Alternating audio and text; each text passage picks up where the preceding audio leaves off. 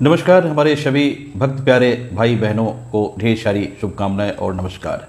आप ज्ञान वृद्धि के लिए ऐतिहासिक महत्व को देखते हुए कुछ चर्चा करने की कोशिश कर रहे हैं। ऐतिहासिक दृष्टि में दुर्गा पूजा का उद्गम कब और कैसे।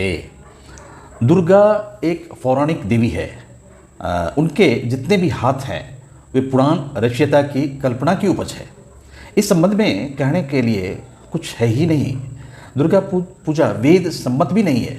इसे वैदिक पूजा का स्वरूप प्रदान करने के लिए वेद की देवी से संबंधित सूक्ति का व्यवहार किया गया है।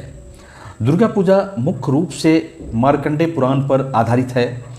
देवी पुराण, कालिका पुराण, बृहद नंदकेश्वर पुराण, दुर्गा भक्ति रंगिणी, देवी भागवत जैसे ग्रंथों पर आधारित है। इनमें से कोई भी ग्रंथ 1300 से 1400 वर्ष से भी अधिक पुराना नहीं है। मार्कंडेय पुराण भी 1300 से 1400 वर्ष से अधिक प्राचीन नहीं है। उपरोक्त ग्रंथों के चुने हुए 700 श्लोकों को मिलाकर जिस संक्षिप्त मार्कंडेय पुराण की रचना हुई है उसे ही दुर्गा सप्तशती और उसी को कथ्य भाषा में श्री श्री चंडी कहा गया है। यह कहानी तो सुनी होगी कि रामचंद्र के दुर्गा पूजा की थी। इसकी वास्तविकता क्या है उसे ही स्पष्ट करूंगा। विषयांतर होने से पहले रामायण की कथा पर जाना होगा। राम कथा 2-4 हजार वर्ष पहले से नहीं वरन कई हजार वर्षों से भारत, मलेशिया और इंडोनेशिया के लोगों के बीच मौखिक रूप से विद्यमान थी। महर्षि वाल्मीकि ने मौखिक रूप से चली आ रही इस रामायण को पहली बार लिखित रूप में पुस्तकबद्ध किया। यह लिखित स्वरूप शिव के समान नहीं, गौतम बुद्ध के बहुत बाद प्रदान किया गया। हमारे पास उसके 2 प्रमाण हैं। पहला प्रमाण यह है कि कौन सी पुस्तक कितनी पुरानी है। यह उसकी भाषा देखकर समझा जा सकता है। भाषा यदि पुरानी है तो पुस्तक भी पुरानी होगी। भाषा नई है तो पुस्तक भी नई मानी जाएगी। वाल्मीकि रामायण की जो भाषा है वह अधिक पुरानी नहीं है, सरल संस्कृत में है। जिस सरल भाषा में महायानी बौद्धों के शास्त्र लिखे गए हैं उसी भाषा में है। दूसरा प्रमाण यही है कि वाल्मीकि रामायण में बुद्ध के विरुद्ध कुछ बातें लिखी गई है। बुद्ध के नास्तिकवाद की निंदा की गई है। उन्हें चोर, पाखंडी और नास्तिक कहा गया है। यह प्रमाणित करता है कि वाल्मीकि रामायण बुद्ध के बाद लिखी गई है। तभी तो उसमें बुद्ध के संबंध में कहा गया है। यदि बुद्ध के जन्म के पहले लिखी गई होती तो उसमें बुद्ध के बारे में कुछ भी लिखा नहीं जाता। यह सब अयोध्या कांड में लिखा गया है। ग्रंथों को अति प्राचीन बताकर कितना ही महिमा मंडित करे मगर असलियत छिपाए नहीं छिपती। वाल्मीकि रामायण बुद्ध के बारे में लिखी गई थी, इसका प्रमाण स्वयं रामायण ही है। वाल्मीकि रामायण में ऐसे कई श्लोक हैं जो तथागत बुद्ध और बौद्ध धर्म के खिलाफ लिखे गए हैं। वाल्मीकि रामायण के ये श्लोक इस तथ्य की स्पष्ट पुष्टि करते हैं कि रामायण गौतम बुद्ध और बौद्ध धर्म के बाद लिखी गई है। यदि नहीं अपितु रामायण की बहुत सारी बातें जो सम्राट अशोक से भी बाद लिखे जाने की पुष्टि करती है। ऐसे ही कुछ श्लोक जो अयोध्या कांड में आए हैं, यहाँ पर लेखक ने बुद्ध और बौद्ध धर्म को नीचा दिखाने के फेर में तथागत बुद्ध को स्पष्ट ही श्लोकबद्ध संबोधन करते हुए राम के मुंह से चोर, धर्मच्युत, नास्तिक और कई अपमानजनक शब्दों से संबोधित करवा दिया गया है। यहाँ कुछ उदाहरण प्रस्तुत किए जा रहे हैं जिनकी पुष्टि आप वाल्मीकि रामायण से कर सकते हैं। उग्र तेज वाले नृप नंदन श्री रामचंद्र जवाली के नास्तिकता से भरे वचन सुनकर उनको सहन न कर सके और उनके वचनों की निंदा करते हुए उनसे बोले, निंदामिहं कर्म पितुः कृतं तद्स्तवाम गृहाद्वीप मस्त बुद्ध्याने वविंध्या चरंत शुणास्तिकम धर्मपथादपेतम। ये अयोध्या कांड सर्ग 109 श्लोक 33। भावार्थ, स्पष्ट भावार्थ में, हे सवाली, मैं अपने पिता दशरथ के इस कार्य की निंदा करता हूँ कि उन्होंने तुम्हारे जैसे वेद मार्ग से भ्रष्ट बुद्धि वाले धर्मच्युत नास्तिक को अपने यहाँ रखा, क्योंकि बुद्ध जैसे नास्तिक मार्गी जो दूसरों को उपदेश देते हुए घुमा फिरा करते हैं, वे केवल घोर नास्तिक ही नहीं प्रत्युत धर्म मार्ग से च्युत भी है। यथा ही चूढ़ स तथा ही बुद्ध अस्तथागतम नास्तिक मंत्र विद्धि तस्मादि यह शक्तियतम प्रजानाम स नास्तिकेना विमुखो बुद्ध स्यातम। अयोध्या कांड सर्ग 109 श्लोक 34 पेज 1674। भावार्थ, जैसे चोर दंडनीय होता है, इसी प्रकार तथागत बुद्ध और उनके नास्तिक अनुयायी भी दंडनीय हैं। तथागत बुद्ध और नास्तिक चार्वाक को भी यहाँ इसी कोटि में समझना चाहिए। इसलिए राजा को चाहिए कि प्रजा की भलाई के लिए ऐसे मनुष्यों को वही दंड दे जो चोर को दिया जाता है, परंतु जो इनको दंड देने में असमर्थ या वश के बाहर हों, उन नास्तिकों से समझदार और विद्वान ब्राह्मण कभी वार्तालाप ना करें। इससे साफ है कि रामायण बुद्ध के बाद लिखी गई, ना कि बुद्ध से 2000 साल पहले। द्रष्टव्य, उपर्युक्त कोष्ठकीय अंश विकिपीडिया से उद्धृत। महाभारत लोगों के बीच मौखिक रूप से प्राचीन काल से विद्यमान नहीं था।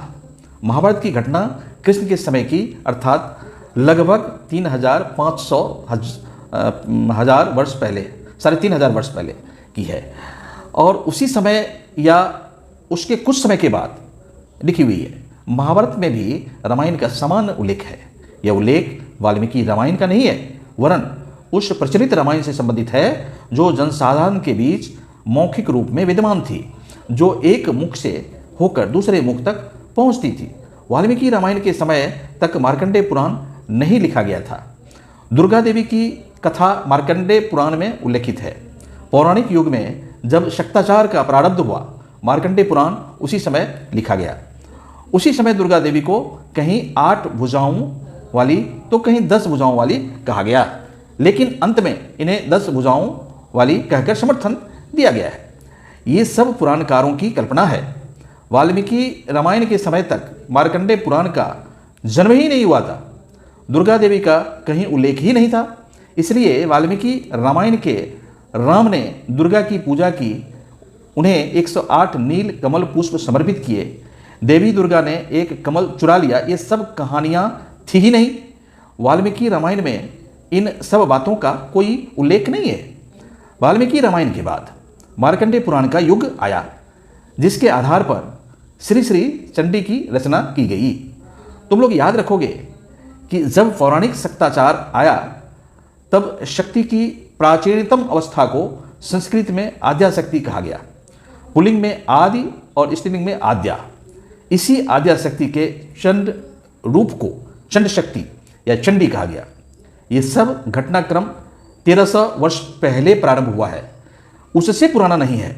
मार्कंडेय पुराण, जिसका संक्षिप्त नाम चंडी है, उसमें देवी दुर्गा की कथा है, सुरथ राजा की कथा है, किंतु उसमें भी राम का कहीं उल्लेख नहीं है।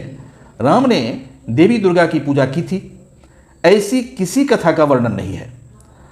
तुम में से अधिकांश लोग संभवतः जानते होंगे, आप लोग जानते होंगे कि राम कोई वास्तविक चरित्र नहीं है, वह एक काल्पनिक चरित्र है।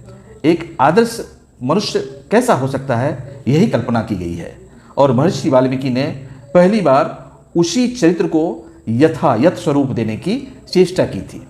राम के चरित्र को आदर्श चरित्र का स्वरूप देने की वाल्मीकि से भी अधिक चेष्टा मुगल कालीन, अर्थात यह घटना अधिक दिनों पहले की नहीं है, कवि तुलसीदास ने अपनी अवधी भाषा में लिखित रामचरितमानस में की थी। रामचरितमानस संपूर्ण रामायण नहीं है। महर्षि तुलसीदास ने अपने मन में राम कथा की जो कल्पना की थी, उसी को उन्होंने लिखा, अर्थात तुलसीदास के मानस पटल पर राम का जो चरित्र उभरा, उसी रचना का नाम रामचरितमानस है। तुलसीदास सत्यनिष्ठ व्यष्टि थे। इसलिए उन्होंने पुस्तक का नाम तुलसीदास की रामायण नहीं वरन रामचरितमानस रखा। इस रामायण में भी राम के द्वारा दुर्गा पूजा का कहीं भी कोई उल्लेख नहीं है। अब ये देखा जाए कि राम ने दुर्गा पूजा की थी, इसका उल्लेख कहाँ मिलता है? पठान युग के आरंभ में वरेंद्र भूमि में अर्थात उत्तर बंगाल के राजशाही जिले के ताहिरपुर में कंस नारायण नाम के एक राजा थे। बहुत बड़ी जमींदारी थी और उनके पास अपार धन संपदा थी। तत्कालीन पंडितों को बुलाया और कहा, मैं राजश्री अर्थात अश्वमेध यज्ञ करना चाहता हूँ, जिससे कि लोगों को पता चले कि मेरे पास कितनी धन दौलत है और मैं दोनों हाथों से दान भी करना चाहूँगा। उनकी बात सुनकर पंडितों ने कहा, देखिए ये कलयुग है, इसमें अश्वमेध या राजश्री यज्ञ नहीं हो सकता। इसलिए मार्कंडेय पुराण में जिस दुर्गा पूजा का उल्लेख है, दुर्गोत्सव की जो कथा है, उसमें बहुत सारा धन खर्च किया जाता है, चमक दमक रहती है, अपने ऐश्वर्य का प्रदर्शन किया जाता है। आप भी मार्कंडेय पुराण की तरह दुर्गोत्सव का आयोजन कीजिए। पंडितों की बात मानकर राजा कंस नारायण ने उन दिनों 7 लाख स्वर्ण मुद्रा, आज उनका मूल्य करोड़ों रुपयों से भी अधिक होगा, खर्च करके पहली बार दुर्गा पूजा का आयोजन किया। इसलिए यह जान लीजिए, जान लो कि ये घटनाक्रम अधिक पुराना नहीं वरन पठान युग के प्रारंभिक काल का है। उनके देखा देखी एक टकिया जो कि संभवतः रंगपुर जिले में है के राजा जगत वल्लभ, कुछ लोगों के मतानुसार जगत नारायण ने 8.5 लाख स्वर्ण मुद्रा खर्च करके और अधिक धूमधाम से दुर्गा पूजा आयोजित की। उन्हें देखकर अन्य जमींदारों ने सोचा कि हम भी कुछ कम नहीं हैं, हम भी अपना वैभव दिखा सकते हैं, और उन लोगों ने मैं चमक दमक के साथ दुर्गा पूजा प्रारंभ किया। इस तरह हर एक जमींदार के घर में दुर्गा पूजा होने लगी। इस तरह दुर्गा पूजा का प्रचलन बढ़ता गया, किंतु ये सब घर के अंदर ही होती थी। उन्हीं दिनों हुगली जिला के बालागढ़ थाना के गुप्तीपाड़ा, सही नाम गुप्त वृंदावन के बाहर लोगों ने मिलकर सोचा कि हम लोग तो अलग अलग पूजा नहीं कर सकते, किंतु हम 12 लोग मिलकर पूजा का आयोजन कर सकते हैं। उर्दू भाषा में बंधु को यार कहते हैं। तो 12 यारों ने मिलकर जो दुर्गा पूजा की, उसका नाम 12 यारी पूजा हो गया। 12 यारी पूजा में अंत्यज लोगों को अंजलि देने का अधिकार मिले, यही सोचकर 12 यारी पूजा को आधुनिक काल की सार्वजनिक पूजा में परिवर्तित कर दिया गया। इसमें सभी लोगों को पूजा करने का समान अधिकार प्राप्त करता है। घटनाक्रम चाहे जैसा भी हो, यह स्पष्ट है कि दुर्गा पूजा युग पठान युग के प्रारंभिक काल की उत्पत्ति है। बंगला रामायण कवि कीर्तिवास ने लिखा है, उन दिनों नवाब हुसैन शाह बंगाल के नवाब थे।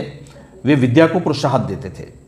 बंगला साहित्य में अच्छी अच्छी पुस्तकें लिखी जाए, संस्कृत में जो अच्छी अच्छी पुस्तकें हैं उनका बंगला में अनुवाद किया जाए। उनके इस तरह के प्रयासों का कोई अंत नहीं था। उन्हीं के अनुरोध पर कवि कीर्तिवास ने बंगला भाषा में रामायण लिखा। तब तक जमींदारों के घर में दुर्गा पूजा प्रारंभ हो चुकी थी और इसी दुर्गा पूजा को अधिक महत्व दिलाने के लिए उन्होंने बंगला भाषा में जो रामायण लिखी उसमें राम के द्वारा दुर्गा पूजा का उल्लेख कर दिया। यह न तो ऐतिहासिक तथ्य है और न ही बहुत पुरानी बात है। ये घटनाक्रम पठान युग का है और राम ने जो दुर्गा पूजा की थी उसकी उत्पत्ति कीर्तिवास द्वारा बंगला में रचित रामायण में है। प्रस्तुति श्री श्री सदगुरु श्री श्री आनंद मूर्ति जी के शब्दों में, कोलकाता 14 मई 1982 द्वारा प्रस्तुति आचार्य नीति मायानंद अवधूत। नमस्कार। बाबा